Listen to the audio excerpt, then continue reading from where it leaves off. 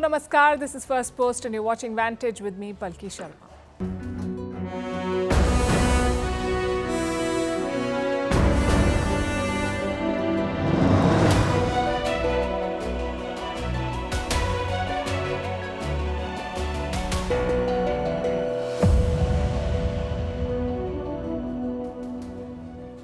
The war in West Asia remains our top focus. Attacks are on in Lebanon as the world waits to see what Israel's response to Iran will look like. US President Joe Biden says, don't hit the nuclear facilities.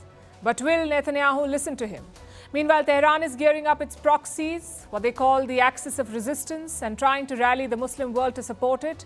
Where do the Gulf states stand? Whose side will they pick?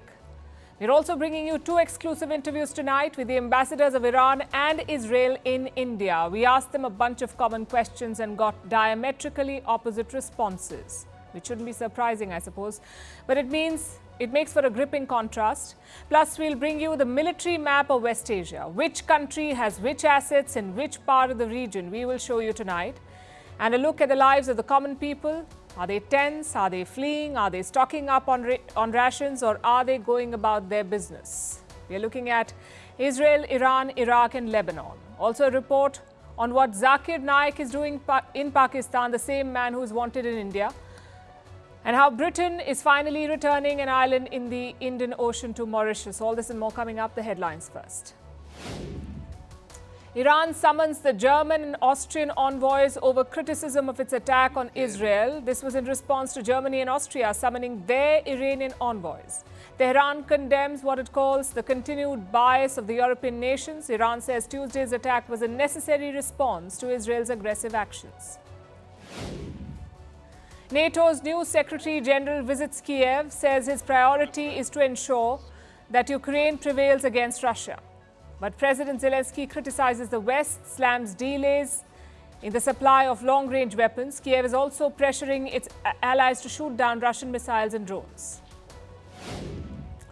Libya's Eastern administration lifts the blockade on oil production and export. It was imposed in August amid a rift over the central bank. Just days ago, the oil-rich country appointed a new central bank governor. The appointment was made under a UN-backed deal between Libya's two rival administrations. Taiwan shuts down for the second day as Typhoon Krathon makes landfall. The heavy rain and fierce winds cause flooding and mudslides. At least 2 people have been killed and around 10,000 evacuated. Schools, offices and businesses remain shut.